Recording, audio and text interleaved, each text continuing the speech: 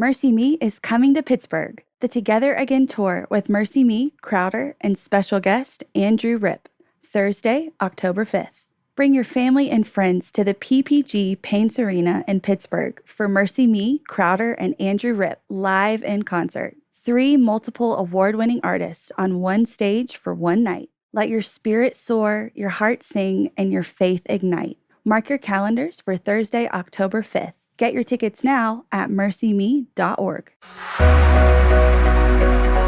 It's exciting that the business boutique was made for you. I know that I can make a difference in people's lives, and I want to do that. Hearing a lot of what other people are going through is really healing in a sense and motivating as well. I have the world in my hand, and I can do whatever I want to. Learning from some of the top leaders who can make these dreams a reality is just so exciting. It ignited a passion in me to know she can do that, we can do that too. I'm so blessed to have heard the podcast that led me to this moment.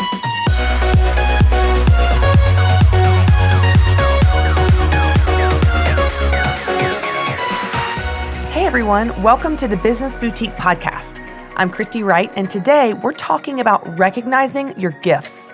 We've talked on the podcast before about how to find your strengths, but today we'll be diving into what makes gifts special and how to find your unique gifts. Later on in the show, I'll be interviewing author and speaker and good friend of mine, Annie F. Downs, about how she has been able to identify and work in her gifts. We'll also hear the story of Carmen Smith, owner of Pray Big. I'll also be answering some of your questions. But first, let's talk about gifts. You know, I had an interesting experience a few years ago that really stuck with me around this idea of gifts and the importance of recognizing gifts when we receive them. It was a few years ago, and I was celebrating my birthday with my husband and his parents. My in-laws were in town in the middle of the summer, and we were going out to dinner to celebrate my birthday and also just hang out and be with family. We were finishing up dinner, and that's when they got out my birthday presents. So they pulled out a few bags, and they got me some really cute candles that smelled really good. They got me a coffee mug and some really special coffee. And then they pulled out the final present. It was a square, about the size of an 11 by 14. I assumed maybe it was a piece of art for my house because they know I love to decorate and redecorate every room in my home all of the time, which, by the way, my husband does not appreciate. So I pulled away the wrapping paper, and what I saw was a picture of a Bernese Mountain Dog. Now, you guys, I had a Bernese Mountain Dog for about 11 and a half years named Jackson. Jackson unfortunately passed away last fall, but he was with me for the majority of my adult life, and he was very, very special to me. So it was pretty incredible that she was able to find a picture of a Bernese Mountain Dog at a store. Like, this breed is really, really rare. You especially don't see them in Tennessee. More often, they're found on farms out in Oklahoma. So the fact that it was a rare breed is that much more incredible that she was able to find a piece of art for my house at a store somewhere. And, of course, she got it for me. Naturally, I thanked her for the thoughtful gifts, including the picture of a Bernese Mountain Dog, and we went about our dinner. Later on that night, after my in-laws drove back to Alabama and my husband and I were getting ready to go to bed, he mentioned something to me. He said, "You know that's not just any piece of art, right?" I said, "What do you mean?" Of course, I assumed she got it at TJ Maxx or some other home goods store. He said, "No, she drew that for you. That's not just any dog. That's Jackson." Y'all, I was stunned. I was surprised that my mother-in-law didn't correct me when I said, "Oh, what a coincidence you found a picture of a Bernese Mountain Dog." Now, if I was in her shoes, I would have said, "Correction, I painted that thing for you." But my mother-in-law is ever so humble, and she just graciously accepted my thanks. In that moment, I realized I wasn't just given any gift. I wasn't just given a gift from a box store that was made in some manufacturing plant somewhere for any generic person. I was given a really special gift, created by someone that loves me very much, and it wasn't just any dog. It was my dog. It was created specifically for me with me in mind. Y'all, this changed everything about how I experienced receiving the gift, and it totally changed my appreciation of the gift. I was so proud of this gift. I displayed it right in the center of my living room when you could see it the moment you walked in the house. Not only was this a gift of my dog, a dog that has been so special to me, but it was created by someone that loves me very much. And here's what's interesting. I think the same thing is true in our lives. I think that you are given gifts created specifically for you, with you in mind. But sometimes it's hard to recognize that. Sometimes I think that we expect that everything we're gifted in, everyone can do well. Everyone has those gifts. Maybe those gifts are just doled out at a manufacturing plant somewhere for any generic person. But I don't believe that's true. I believe the creator of the universe that created the stars in the sky and the hairs on your head also created you with unique and special gifts specifically for you. They were created with you in mind. When we understand that, just like my picture of Jackson, it totally changes our appreciation of our gifts and our pride in our gifts. It makes you want to use those gifts, share those gifts, or in my case with the picture, display them for all to see. That's why I want to spend this podcast episode talking about how to recognize your unique gifts. I was working with our team yesterday on this podcast episode specifically, and as we talked about teaching around the idea of gifts, one of my team members asked me a great question. He said, "Okay, I like the theme of gifts, but tell me, what is the difference between gifts and strengths?" What a great question. So I want to start by just defining the difference between strengths and gifts, and then we'll look at what different gifts you might have. The difference between strengths and gifts, in my opinion, is that strengths are only your natural talents. These are things that either you do really well naturally or you have learned to do well over time in some way through practicing and learning. Those are your strengths. Those are things that you can leverage in your business, and you should. But your gifts encompass a bit more. Your gifts can certainly be your strengths. I think strengths are included in your gifts. But I think your gifts can come from a lot of different places. So let's talk about all of the many places that you might have gifts in. The first area that I believe you have gifts are your skills. Now, your skills would be some area of education or experience that you've gained in your lifetime. Maybe you have a degree in accounting and you're a CPA. Now, that's a particular and unique skill that you have through your education, but it's also a gift. You can use that in the marketplace and serve your customers well. Maybe you've had a unique experience, such as studying abroad. Maybe you've learned a foreign language. That's a skill, of course, but it's also a gift. So one of the areas that your gifts can come from are your unique skills and experiences that you've gained in your lifetime. Now, the second area that your gifts can come from are your strengths. And your strengths are slightly different than your skills. While your skills come from your education or experience, your strengths come from your natural talents. These are things that just come easy to you. Now, if you need a little help identifying what your unique strengths are, you can refer to episode 1 of the Business Boutique podcast. This is where I talked about starting your business plan, and I talked about your strengths and how to identify them. We dove into different things you can do to identify your unique strengths. One of the ways that you can identify your unique strengths is by answering my 5 E questions. So I'd love to review that with you real quick. Here are your 5 E questions. Number 1, what do you enjoy? Typically, those things you enjoy are also your strengths. Number 2, what do others encourage in you? Sometimes identifying your strengths comes through the gift of other people's compliments. Number 3, in what areas do you excel? When you look at places that you perform above average in relation to other people, it can give you a good clue as to what strengths you might have. Number 4, what is effortless for you? Those things that come easy to you are usually your strengths also. And number 5, what gives you energy? Your strengths will give you energy versus sucking you dry of energy. When you answer these 5 E questions, it can give you very valuable insight into what your natural strengths are. And those strengths, as we've talked about, are also a gift. But like I said, gifts go beyond just your strengths or skills. I believe also your situation can be a gift. Now, if you're in a tough situation, it may not feel like a gift right now. I'll give you an example. When I graduated college, my first job out of college was working for a nonprofit YMCA, and I was the aquatic director. Now, not only did I have the task of wrangling crazy 16-year-olds for their first job watching the pool, which, by the way, they were usually only interested in looking cute and getting a tan, so that was my team I had to work with. But I also was in charge of managing chemicals like chlorine and acid. I had to keep everything safe in the pool. And as a bonus, if one kid happened to go to the bathroom in the pool, I got to shut the pool down and vacuum that out. So let's talk about the fact that it wasn't really glamorous. At the time, it was really hard work. To be honest, I worked 70, 80, and 90 hours a week every single week. That YMCA I worked for was the fastest growing YMCA in the country at that time. Now, if you would have asked me back then as a 24-year-old that was burned out and overworked and absolutely exhausted in way over my head, if I felt like that situation was a gift, I probably would not have said yes. I didn't really think of it as a gift at that time. But now looking back, I see it for the incredible gift that it was. See, I gained incredible experience during that time.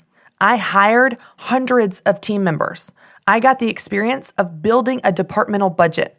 I was tasked with building a department from the ground up, including all of the purchasing, all of the inventory, all of the programming, and marketing. As a 23 and 24-year-old, I was thrown into the deep end of business and leadership. What an incredible experience. I'm able now to teach and coach others from that experience starting at such a young age.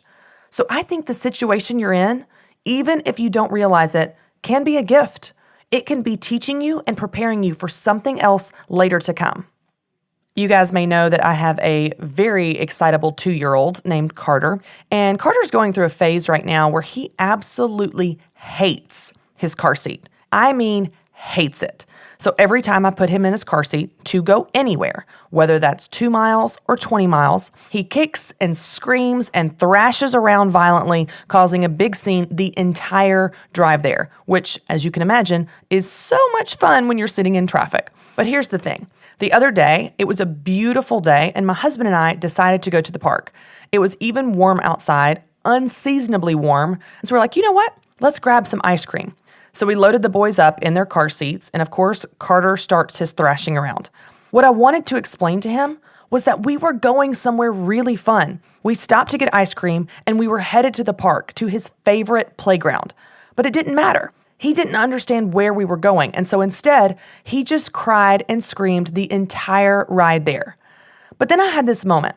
As we're driving down the road, and my son is screaming in the back, and we've got ice cream, and we're going somewhere awesome, somewhere that he loves. I couldn't help but think how many times I have acted the exact same way. Maybe God has been taking me somewhere awesome, somewhere that is my version of slides and ice cream, but the whole way there, I'm kicking and screaming, simply because I don't like the seat I'm in or the situation I'm in. And so I just want to encourage you, friends, that the situation you might be in, maybe it's awesome, but if it's not, if it's a tough one, if it's one that you don't like, or in my son's case, a car seat that you don't like being in, I just want to encourage you. Your situation might be taking you somewhere really, really awesome. And that's why I believe your situation can also be a gift that you use to bless others either now or later on down the line in a way you might not realize right now. Another area that you might have gifts in are your passions. Maybe you have something on your heart that you care deeply about. Maybe it's a cause or a group of people. Maybe there's a problem that you feel strongly needs to be solved. Whatever it is you're passionate about, I believe is a gift because you care deeply about this thing, and that's unique to you. That's something that you can help other people with and serve the marketplace well. So what are you passionate about? What do you care deeply about? What is a cause or a problem or a situation that you want to make better? I think your passions are a great insight into gifts that you have to offer. Now, don't confuse passions with strengths. There might be something you're passionate about, but you're not particularly skilled in, and that's okay. You can find help in areas that you need it. But your passion has a purpose. I believe God put that calling on your heart and that nagging and tugging at your heart for a reason, to help others. So your passions are another example of gifts you have to offer. And the last place that your gifts come from is your story. What personal story or experiences have you had that can be used as a gift for other people, to bless other people? For example, I had an experience several years ago that I've actually talked about many times where I absolutely bombed speaking. I mean, y'all, I panicked and I absolutely failed. Fell flat on my face and was just so embarrassed at what a disaster this speaking event was. Driving home from that speaking event, I cried. I cried the entire 6-hour drive back to Nashville in my rental car, and I promised myself I would never do that again. I would never speak again or put myself out there. Now, thankfully, I changed my mind, and I've been speaking since. I dusted myself off and got back on the horse and walked back on the stage. But here's the thing. That speaking event was not fun. That failure and that embarrassment was not a good time. At the time, I would have never wanted to wish that on anyone, and certainly never wanted to experience it myself again. But now, fast forward years, I use that example on stage, and I use that example even in coaching others one-on-one to give them hope. You can fail and still succeed. You can fail and get back up. Now, when I look at that speaking event, when I look at that failure through that lens, oh, what a gift. What a gift it is that I failed. What a gift it is that I can use that experience to relate to others that are scared of failing or that have failed. What a gift it is that I had a failure to be able to give hope to other people that they too can succeed after a failure. So maybe your story is a small experience like that, like one day, or even in that case, 1 hour. Or maybe your story is bigger. Maybe it's a little bit like growing up in the cake shop, literally at times like I did. You know, thinking back, I probably didn't think of that as a really awesome gift. I would have never thought of being an only child, raised by a single mom, entrepreneur, running a business just so that we could survive, as the greatest gift on earth. But it's amazing how God can weave things together for his purpose. Look at what's happening now. Look at how God is using that story, my story from years and years ago, to bless other people and give other people hope. I've had women come up to me after events with tears in their eyes saying, you know what? I've always thought my business is harming my kids. When I have to get my kids up early in the morning and take them down to the florist shop to put together flowers and bouquets for the day, I just feel so guilty. But looking at you on stage and seeing that you've made it and you're okay, and you had a similar childhood gives me hope. Maybe, after all, I'm not harming my kids. Maybe, like you say, I'm actually helping them by using my gifts.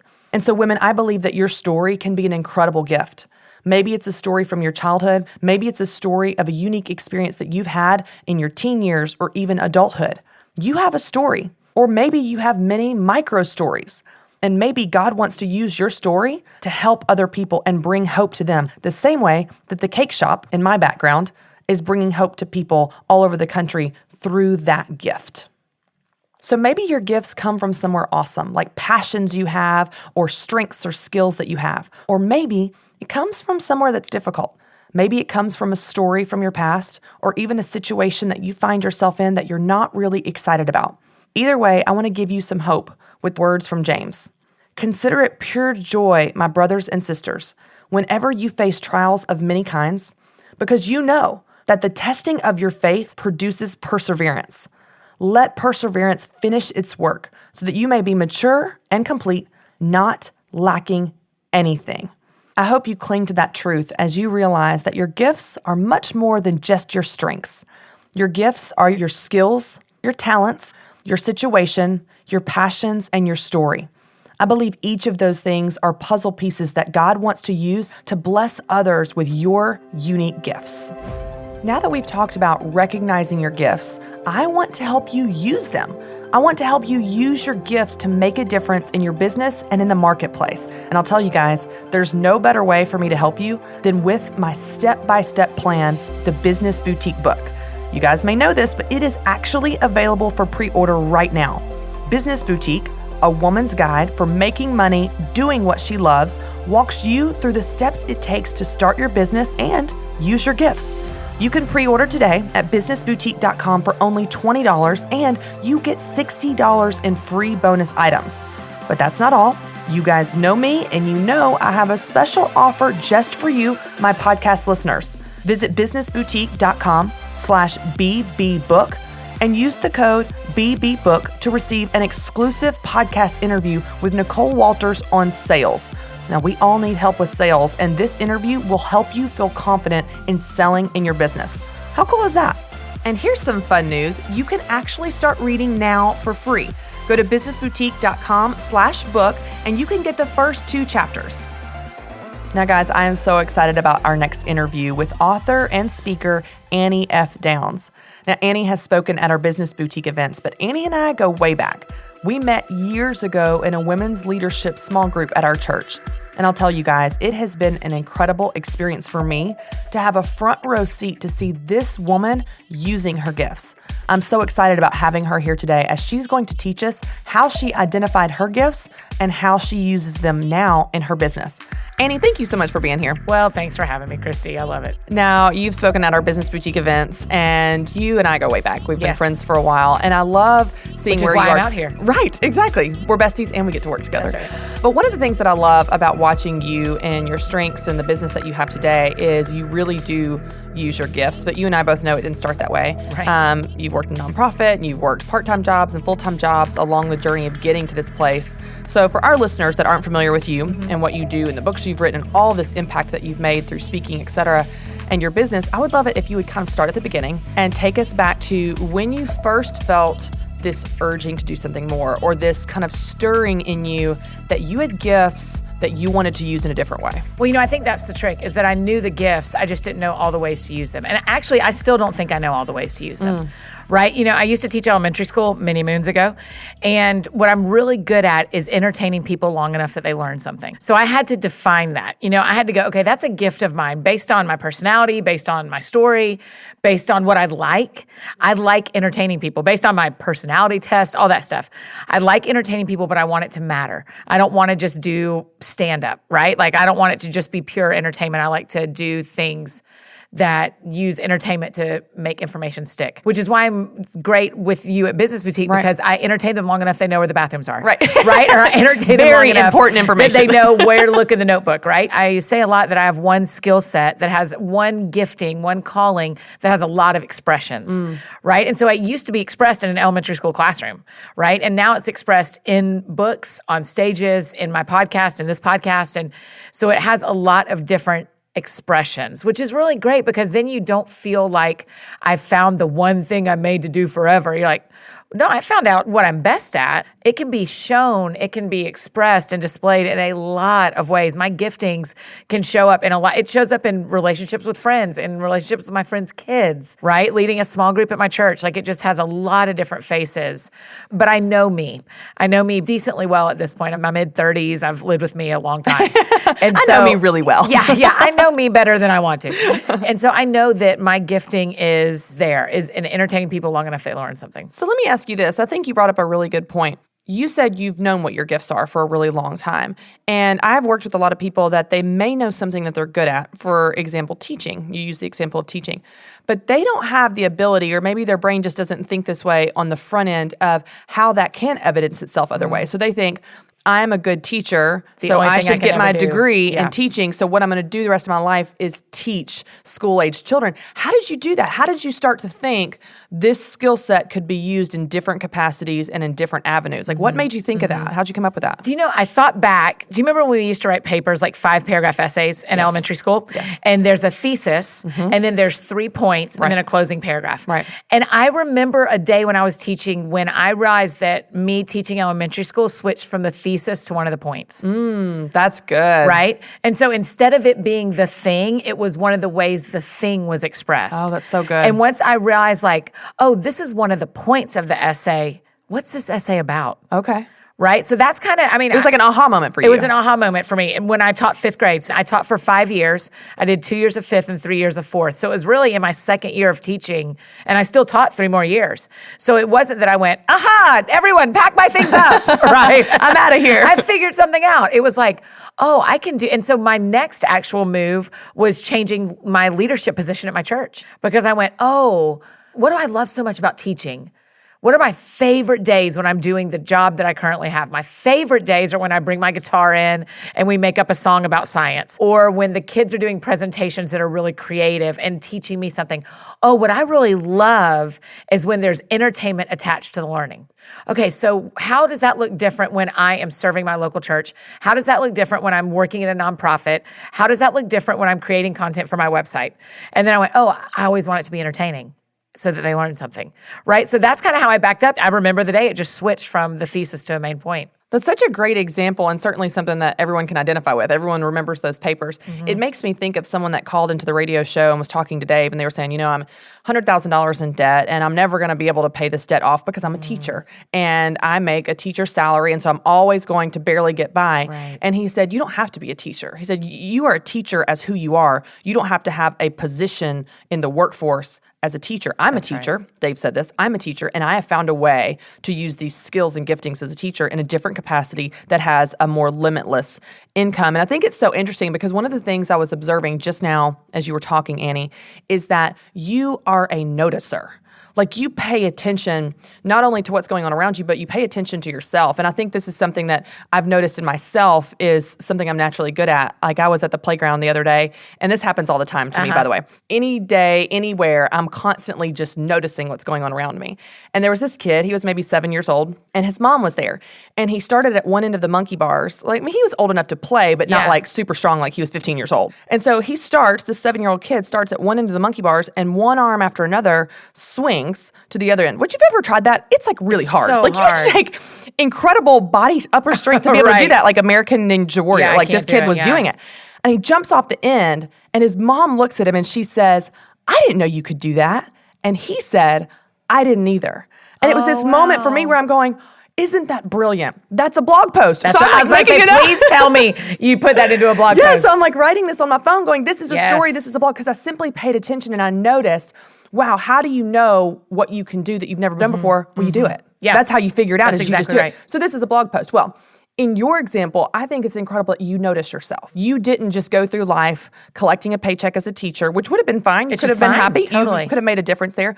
But you're looking at yourself going, how can this evidence itself in another way? Or how can I stretch myself? What do I like the most about these days where I bring my guitar in? And you analyze those and you notice themes and you notice patterns and you pay attention to yourself and in the seasons. Like maybe I'm going into a new season. Totally. And that is such a good word of wisdom for our listeners. I think a way of caution I always have when people talk about switching careers is when they say, I want to do more with my life, or I want to make more of an impact. And I'm like, well, I need you to pay attention where you are, right? We aren't trying to climb up, we're just trying to spread out. Oh, that's good. That's right? a good visual. And so I never left teaching to do more than teaching. I'm just trying something else. And the beautiful thing about my first career is it's not going anywhere, right? People are going to keep having babies that still go to public school. And so my job's not going anywhere. So if I ever want to go back, it's still there. So I haven't gone to a better thing. I've just tried something else. Right. And the other cool thing about looking at your giftings and allowing it to give you different careers and have different expressions is you also hold really loosely to the successes and the failures because you recognize like, oh, I may be moving on to a different expression of this. Right. If this isn't working, it doesn't mean I failed. It means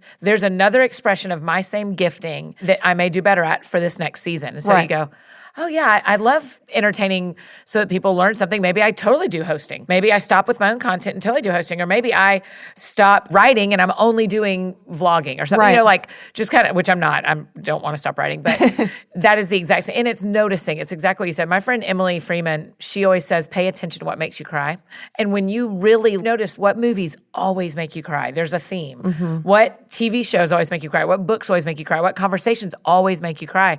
If you pay attention to that, or you could say what always makes you laugh or what always makes you want to give your money away, right? Then you go, oh, there's something there that is a part of me. It's igniting something in you. Yeah, and you need to listen to those fires. Well, I like what you said because what you're saying is none of these one things, whether that's teaching or writing or speaking or anything, defines you. And so what's so cool about that is those seasons may change. So one of the things that I've been talking about lately to my listeners and on my blog is you don't have to find your calling. Like there may be people that know what their calling is and they teach you how to find it. I'm not that person. Like that's not what the Business Boutique is about. I don't even know if I'm in my calling. All I know is that I'm doing something I love that I'm really good at. And I want to help you, I want to help the listeners, everyone else, do the exact same thing. Something you love and something you're good at. You know, the Business Boutique, in your example, doesn't define me. Like if for some reason this thing doesn't work out, which I hope it does, but if it doesn't, I'm going to be okay. It is working out. I'm going to go start something else. Don't you worry about that. That's right. You'll start something else. Yeah, because it doesn't define me. Like, that's right. One of the things that I've noticed is a lot of people think that I kind of mimic Business Boutique. And so the other day, actually, this was 2 days ago, I was sitting in my office and Daniel Tardy, one of my coworkers, walked by and I had on teal shoes.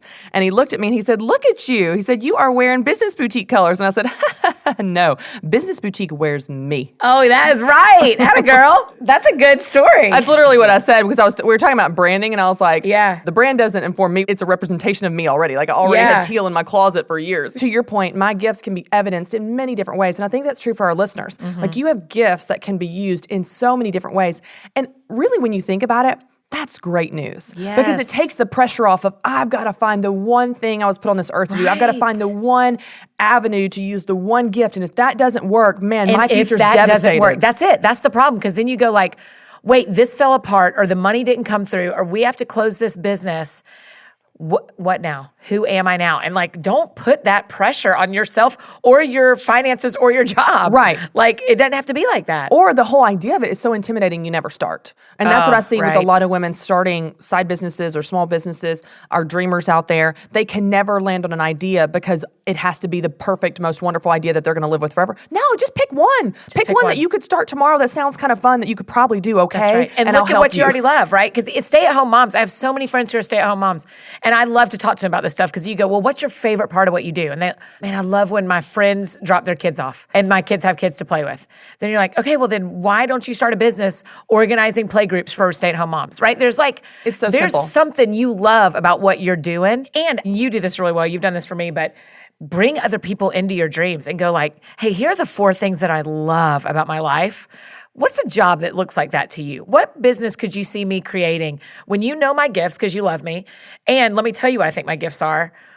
And someone goes, yeah, you should own a fish tank company. I'm like, I never thought of a fish tank company. And you're like, of course, that's it, right? So inviting people in to speak into your giftings also is a good way to remind yourself that you're worthy of that. Your giftings are that important or that good, and you are that special and unique that other people want to help you sort through this. I think that's a great, I love that. I have a couple of people that I invite in on a pretty regular basis. I go, what are we not doing that we should be doing? When you see what is working for my career, when you see what's working for me and you know me really well, what are we not doing? That's why we started a podcast. Because people were like, this is where you are gifted and you're not doing it. And I thought, oh my gosh, of course, let's do it. And now you are. And I love it. And we love it. And people love it. And so now we're at the new, it's one of those things, and you do this as well, but it's one of those things where like, okay, I got that rolling. And now what? Right. I got that rolling, and now what? And then you invite people in again, and you go, hey, this didn't work, and I've got an extra 3 hours a week now that we need to fill in with something. And you know my gifting, so help me think of what that is. Well, I think it's a good point, too, because one of the things that you're talking about, and we're talking like this was years ago that you were not using your gifts in the way that you are today. You weren't writing books back then. You weren't, speaking or having a podcast. None of those things existed. They weren't even a thought in your mind. You were working at Local Taco. Yeah, that's and volunteering with Mocha Club, and you were just kind of working these part-time things while pursuing what you loved on the side with writing. And what I think is interesting, though, is you started with your natural gifts. You started with something that you knew, I'm good at this, and this is a way that I can use that talent or that passion in a new way, other than teaching in the classroom. But here's the thing. I think a lot of people get the idea that if you are good at something, that you can just coast. That you just, well, I'm naturally good at that. So this is what I'm going to do, and I don't have to learn anymore. And seeing where you are today, Annie, and I can speak from my own experience in my life as well, is it takes a lot of effort to make things look effortless. Right. You work really hard. Right. You work Thank you. really hard at Yes, writing. you. You work really hard at speaking. You practice your talks. You're strategic about telling a story that sets up a point. You spoke at our devotional, I guess it was a few months ago, and you're setting up the story. And because I know you and I know the art of speaking, I'm like, oh, this is going to be good. This is going to be good. And then you land your line, and I'm like, yes, like she nailed it about the hoarders. You watch the hoarders.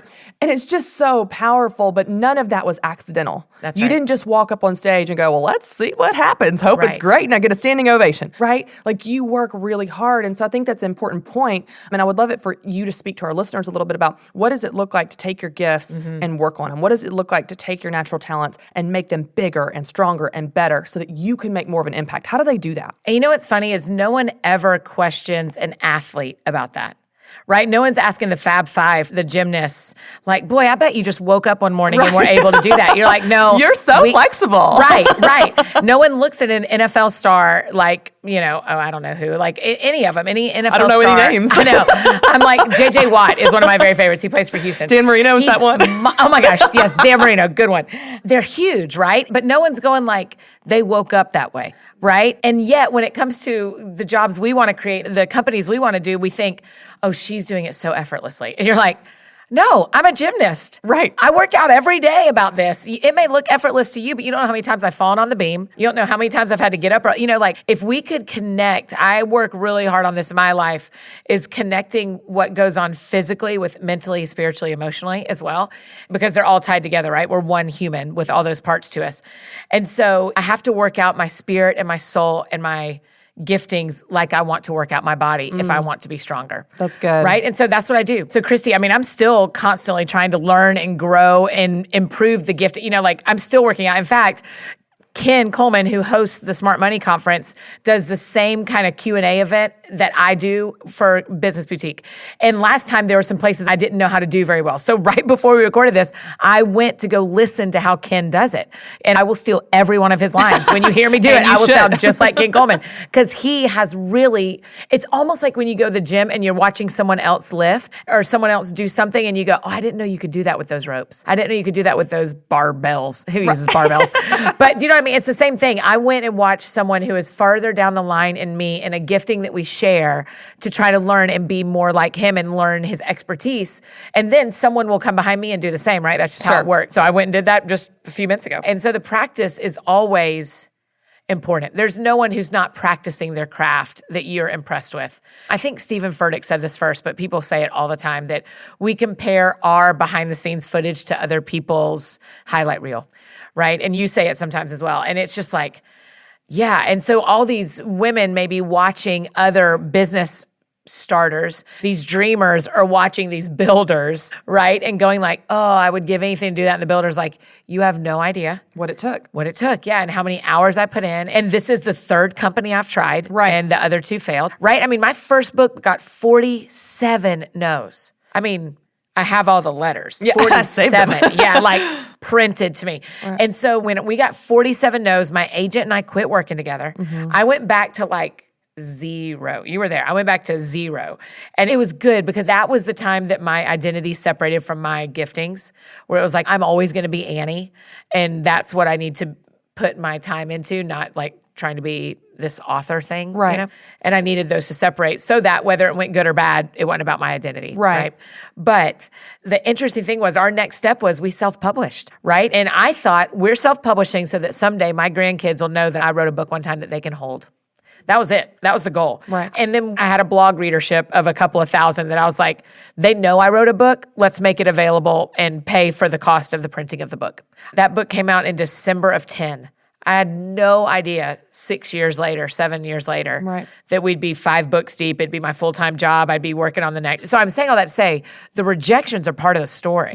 Right? They're part of what make this the thing. And it was a lot of work. It was a whole lot of work. There was the quote that you just mentioned made me think of another one by Craig Rochelle where he said, it's the small things behind the scenes that no one ever sees that leads to the big things that everyone wants. That's right. Everyone wants to be a published author with 5 books, but they don't want to do the daily grind of waking up at 4 a.m., sitting there staring at a blank computer screen with a cursor taunting you with no words to say. Totally. And it's a lot of that grind. That cursor, man. I know, it'll get you, right? There's nothing more brutal in the life of an author than a blinking cursor. It is. And it's so interesting to think about how you can take these gifts. You may have a natural gift of writing. You do, I do. I work with a lot of women that do, but it still takes a lot of work. That's right. And so when you look at your gifts and say, okay, to your point, what makes me cry? What makes me laugh? What brings me joy? What makes me light up? What gets me really excited? What is something I'm passionate about or just naturally comes easy to me? And you take these things, but then you don't get to stay there. You end up building on those things, and that is what leads to greatness. That is what leads to the most successful people,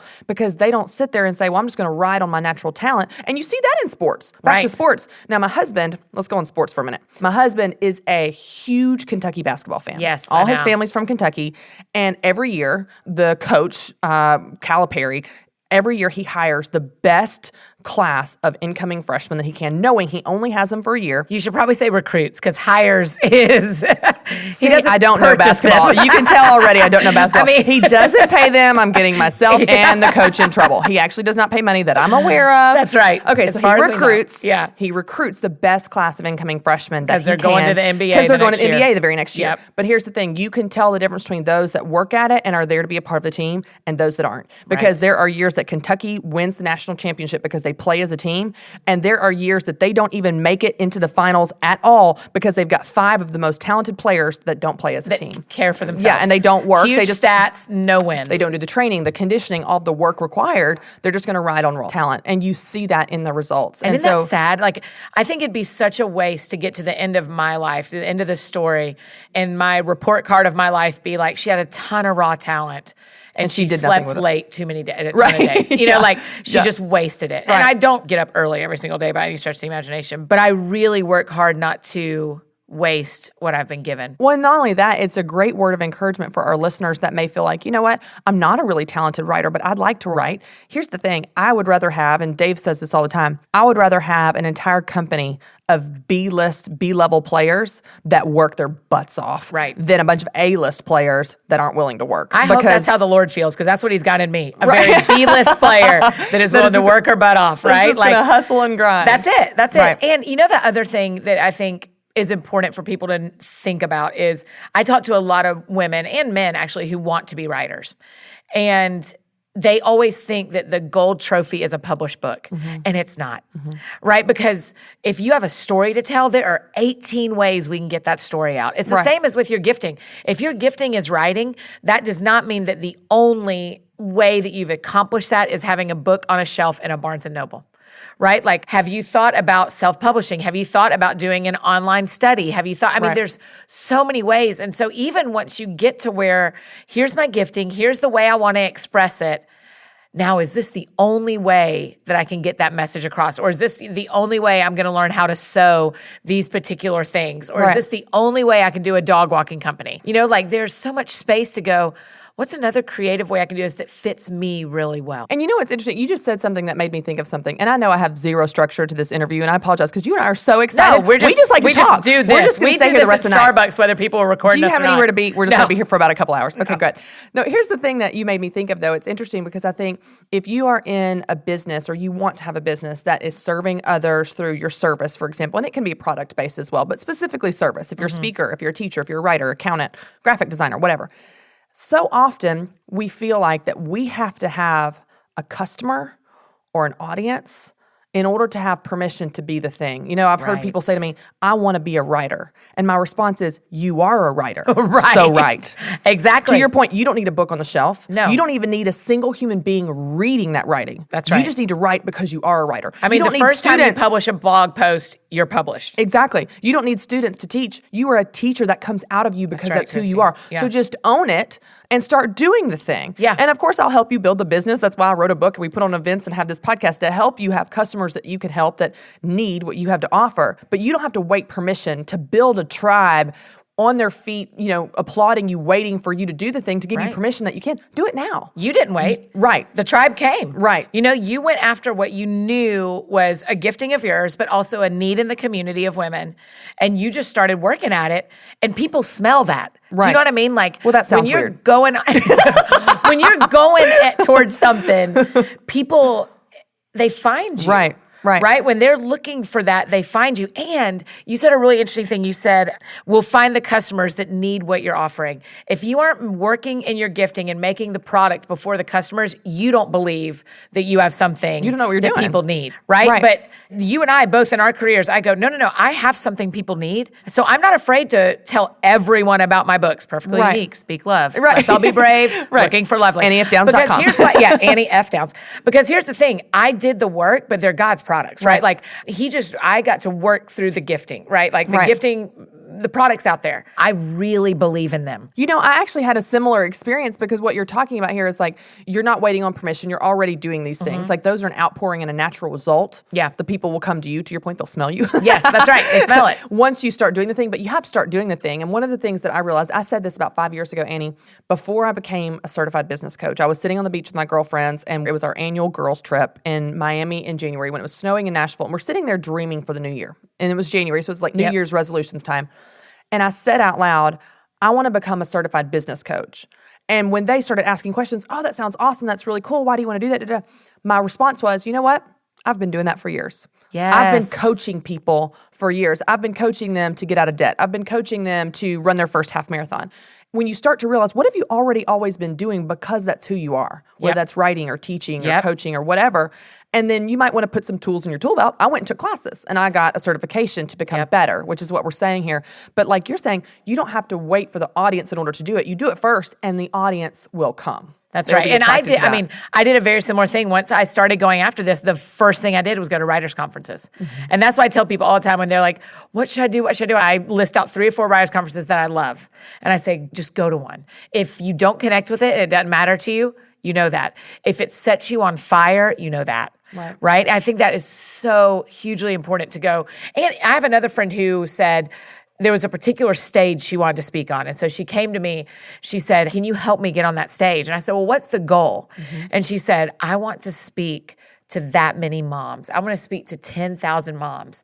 And the only way is that stage. And I said, or you could start a YouTube channel.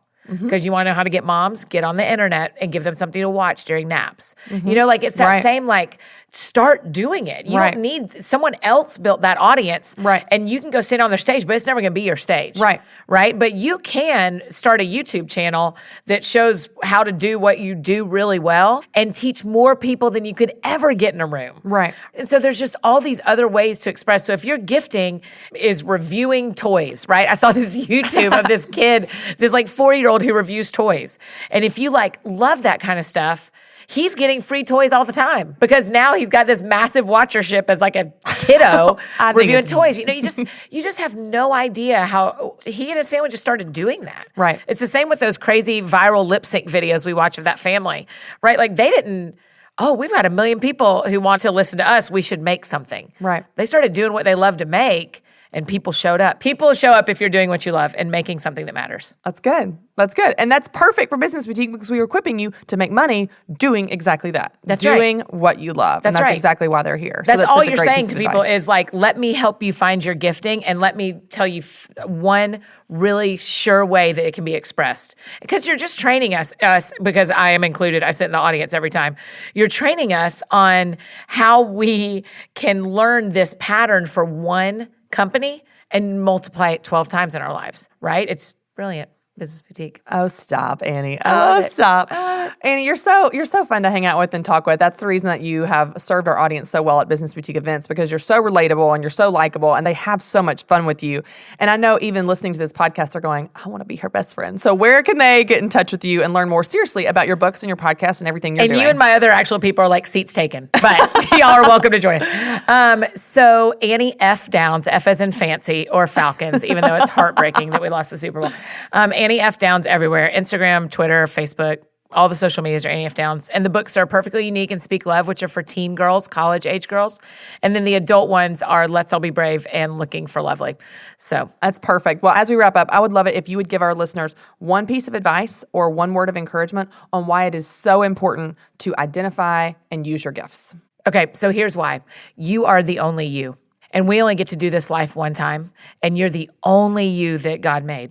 And we, as the rest of the planet, need you to find your gifts for us, right? It's for you, but it's for us too.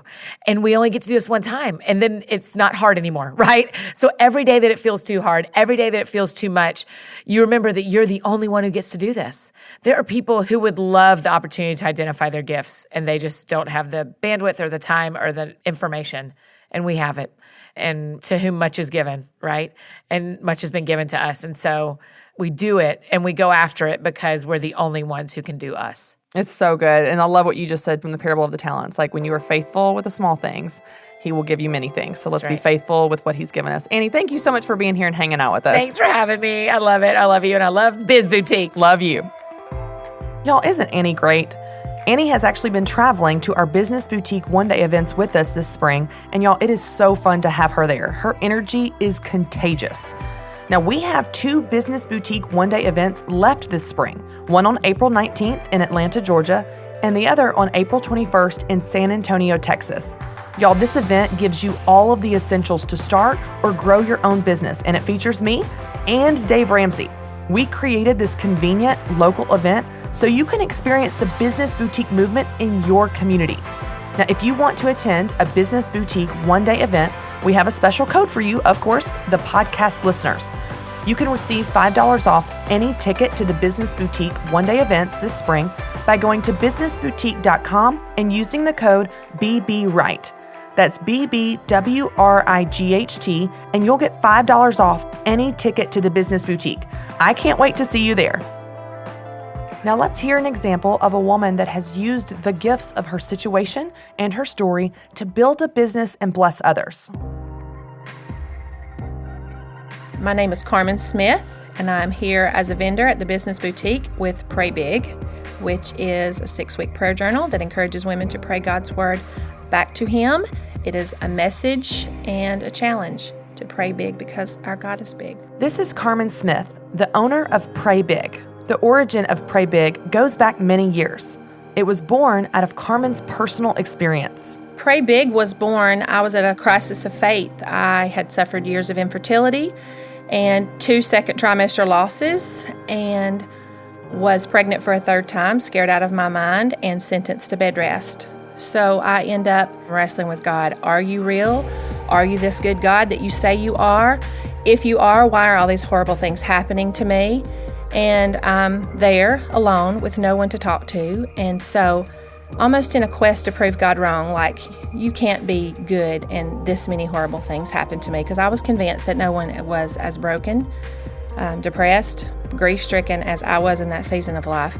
And it was in learning and reading through the Psalms and seeing the broken people in Scripture that God used over and over and over again, I realized He had a plan and a purpose for all my pain. As Carmen went through hard times, she started becoming more intentional with her prayer time. And so I began to just engage with the Scripture, and Psalms 50:15 was one of them that I really began to first play with, and take God's Word first, read it, write it down, and then pray it back to God as best I knew how.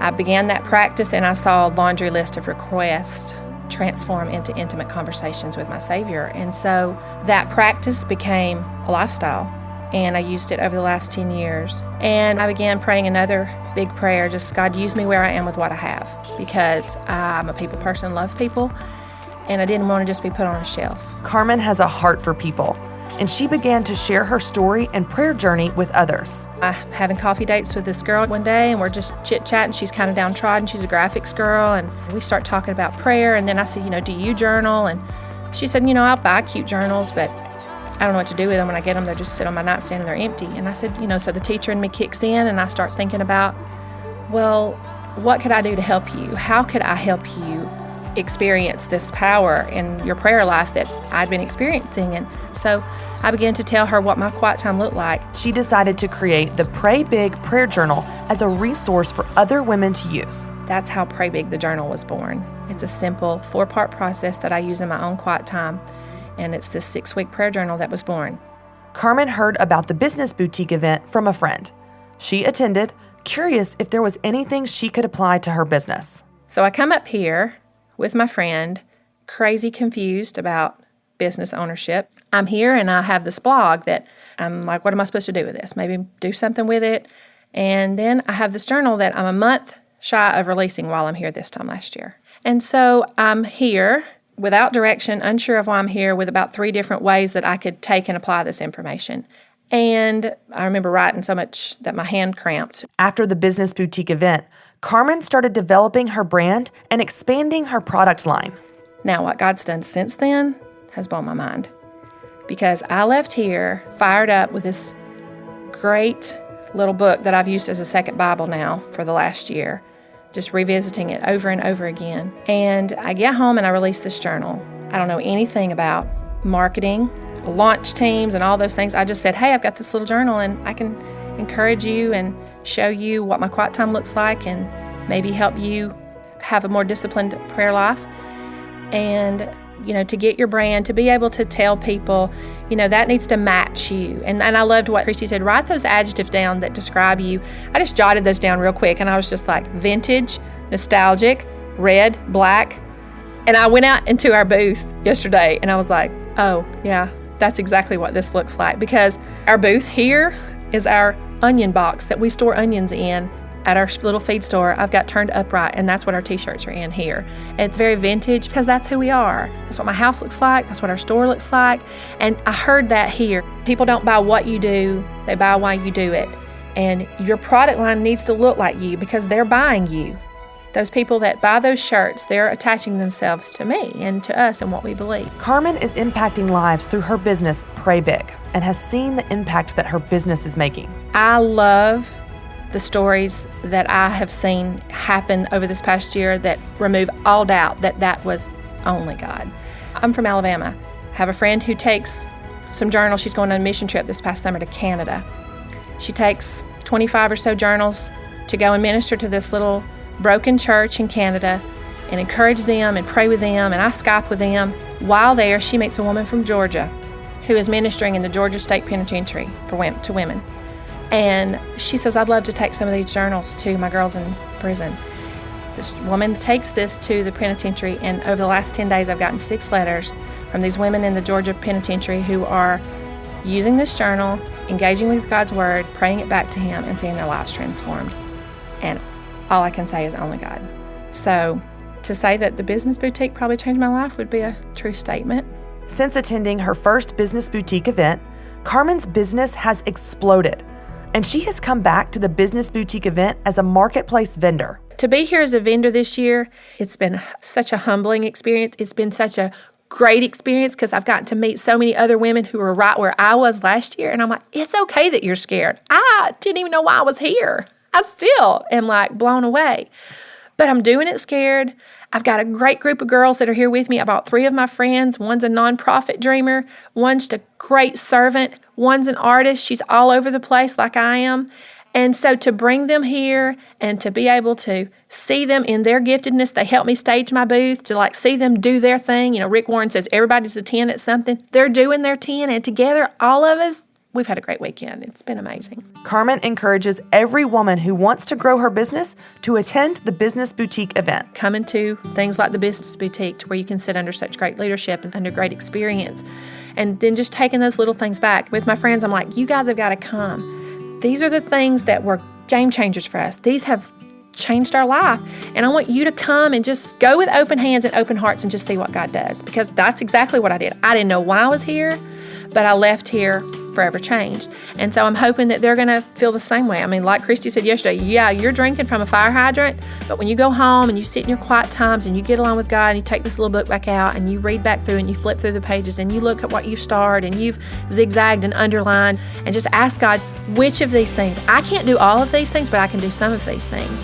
Which of these things do you want me to do right now? And I'm underlining all different things this year than I underlined last year. And it's been really, really good. What a great story.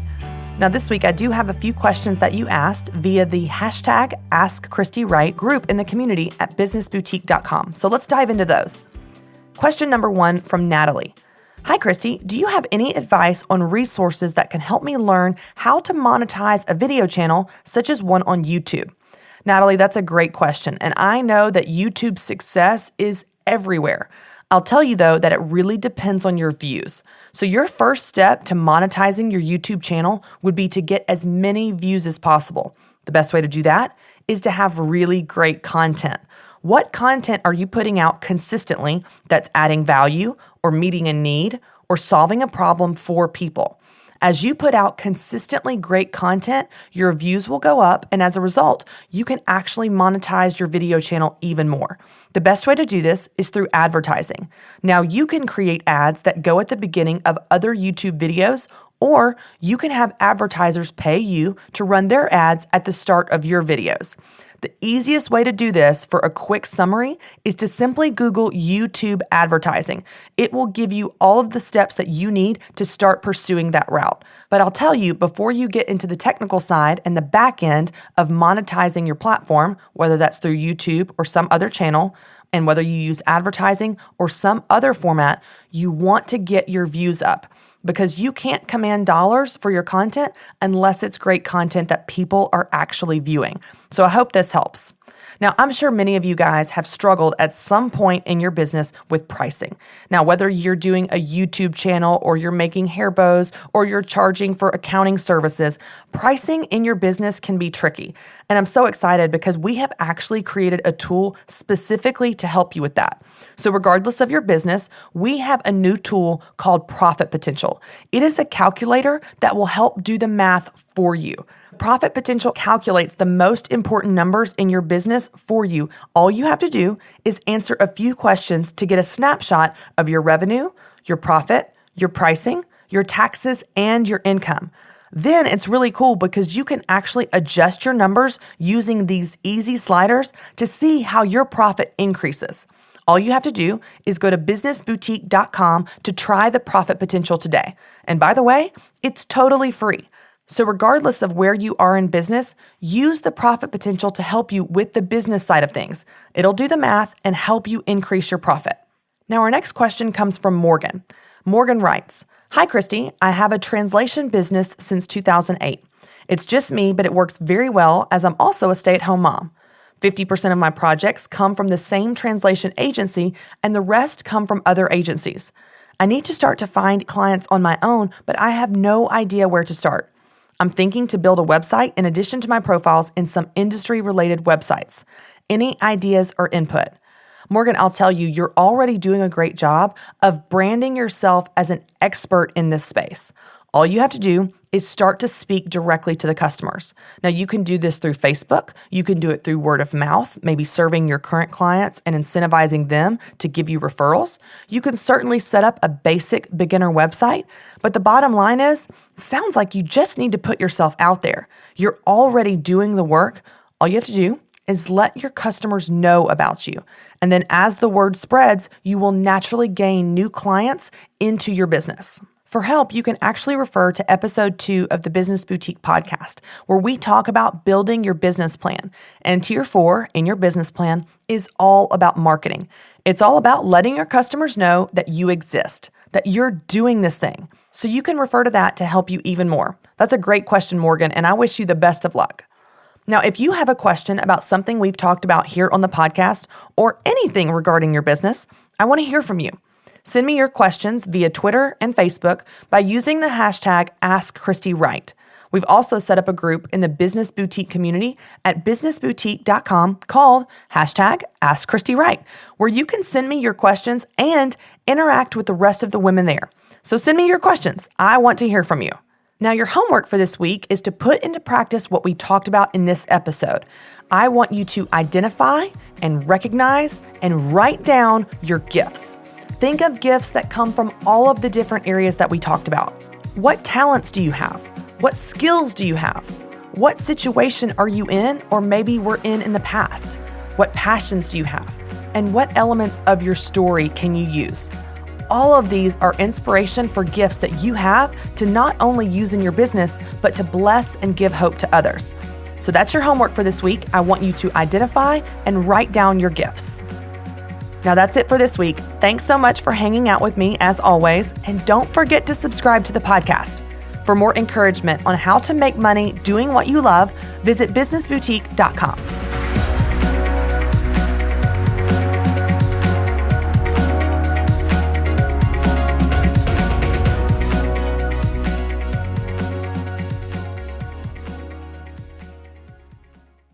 Mercy Me is coming to Pittsburgh. The Together Again tour with Mercy Me, Crowder, and special guest Andrew Rip, Thursday, October 5th. Bring your family and friends to the PPG Paints Arena in Pittsburgh for Mercy Me, Crowder, and Andrew Rip live in concert. 3 multiple award-winning artists on one stage for one night. Let your spirit soar, your heart sing, and your faith ignite. Mark your calendars for Thursday, October 5th. Get your tickets now at mercyme.org.